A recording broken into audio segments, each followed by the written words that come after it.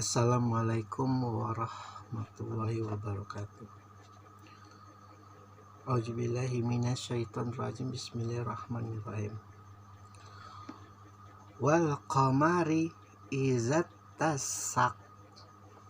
Demi bulan apabila jadi purnama.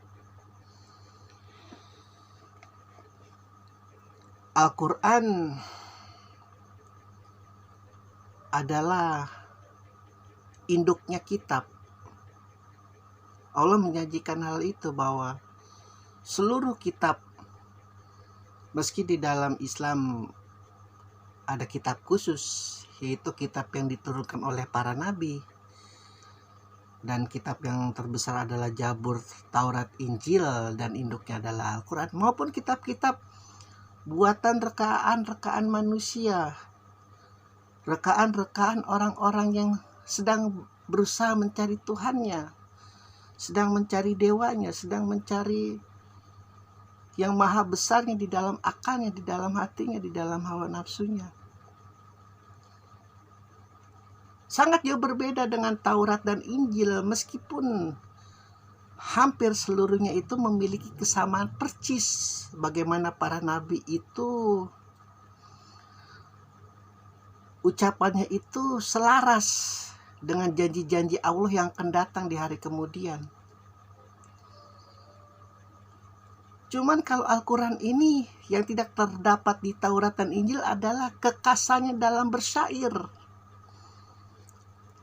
Ahli tahu, asal Jepang, Sakiko Murata, ahli tahu, dia ahli kitabnya tahu.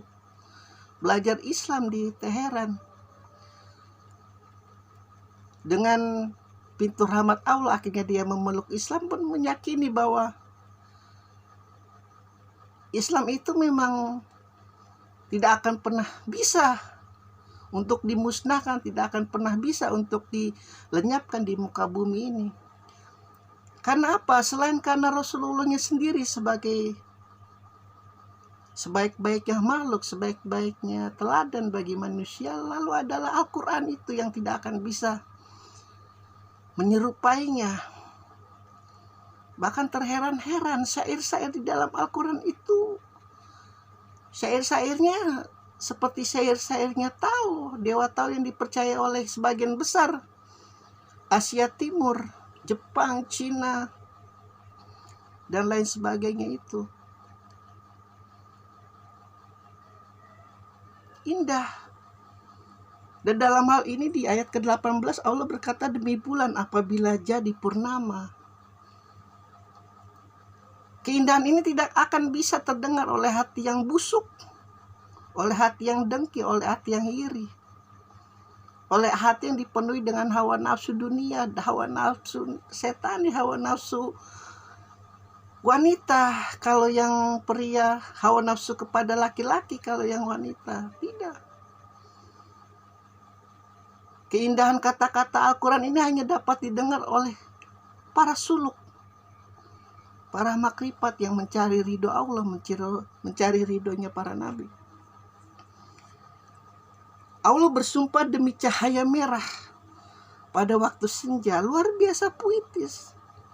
Lalu kemudian berurut, dan demi malam ketika senja yang kemerah-merahan itu diselubungi oleh kegelapannya malam. Dan terakhir di ayat ke-18, dan demi bulan apabila terjadi purnama. Allah menyukai sesuatu yang berurut. Allah tidak menyukai sesuatu yang tiba-tiba hadir, tiba-tiba tonggak. Makanya para nabi itu selalu diawali dengan kesedihan, dengan keratapan, dengan tetes air mata yang begitu banyak dalam hidupnya. Bukan karena Allah ingin mencobai para nabi, bukan. Para nabi mau Allah kasih gunung emas, mau Allah kasih intan, mau dikasih lepra sekalipun. Ada nabi yang mengalami lepra hampir puluhan tahun, tidak dikasih sebutir nasi pun selama hidupnya mungkin. Dan itu sangat dirasakan oleh Ibrahim. Seumur hidupnya itu mungkin melihat nasi itu suatu barang yang mewah, bukan karena Allah ingin mengetes, bukan. para nabi itu tidak melihat itu semua. Seluruhnya itu yang terlihat hanya Allah. Di dalam laparnya hanya Allah, di dalam kenyangnya hanya Allah, di dalam rumah tangganya hanya Allah, di dalam hati anak-anaknya hanya Allah. Bukan untuk mengetes, mencoba meskipun secara manusiawi, secara logika kemanusiaan, kebijaksanaan memang harus ada suatu ujian, cobaan bagi seorang pemimpin. Apalagi ini pemimpin umat manusia, pemimpin yang akan membawa umatnya itu ke dalam Shiratal Mustaqim, ke dalam jalan yang lurus. Para nabi itu selalu berurut, tidak tiba-tiba jadi. Mungkin yang tiba-tiba jadinya ya hanyalah Nabi Isa. Karena ketika masih bayi dia berkata, aku adalah raja manusia, akan kubawa kerajaan surga yang di atas, akan kubawa ke bumi ini.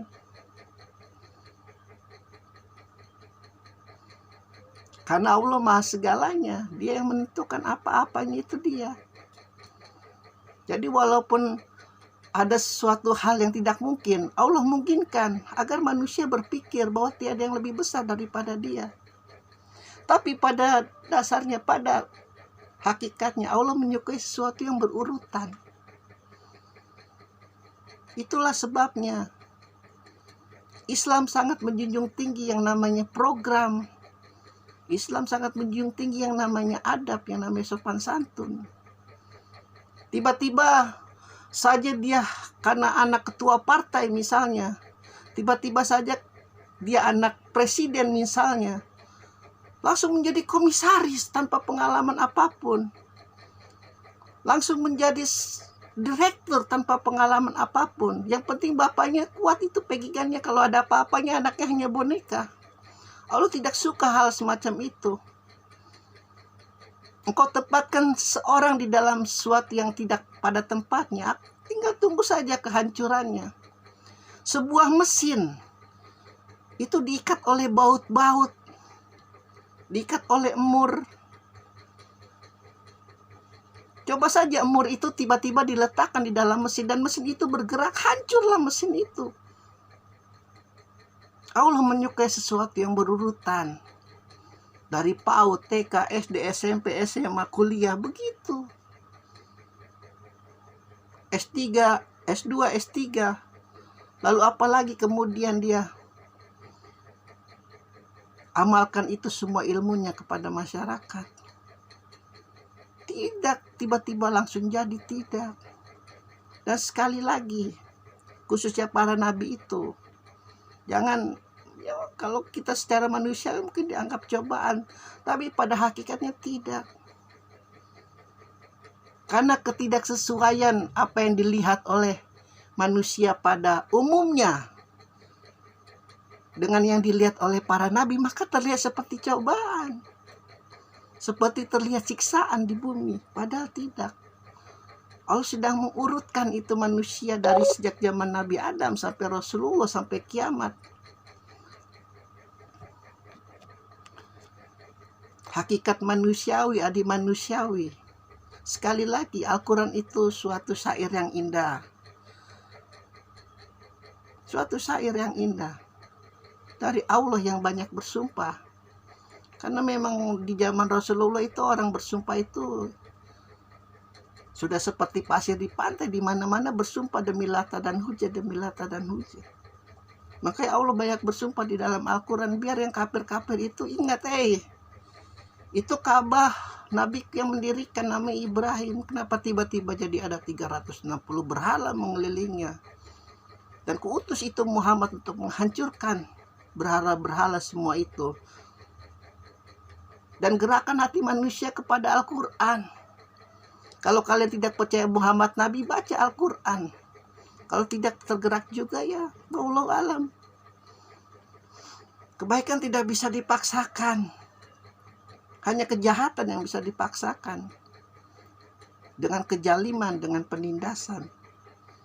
Begitu saja. Alhamdulillahirrabbilalamin.